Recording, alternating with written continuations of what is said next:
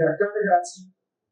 ఈ రాశి వారికి చంద్రగ్రహం, శుక్రగ్రహాదులు ఈ రెండు కూడా ఈ వారంలో అంత ఆనుకూల్యంగా లేనందువల్ల మానసికమైనటువంటి ఒత్తిడికి లోనవుతూ ఉంటుంటారు.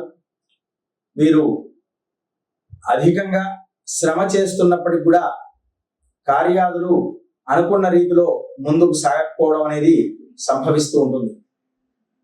వీరు ప్రధానంగా స్థిరాస్తులు వృద్ధి పొందించుకోవడానికి ముమ్మర ప్రయత్నాలు సాగినప్పటికీ కూడా అవి మందకొడిగా సాగడం సంభవిస్తూ ఉంటుంది. ఒక 3 మాసాల వరకు అలాంటి ప్రయత్నాలు అనేవి మానుకుంటే మరింత శ్రేయోదాయకంగా ఉంటూ ఉంటుంది. వీరు ప్రధానంగా సప్తశ్లోకి దుర్గా పారాయణాన్ని చేయండి.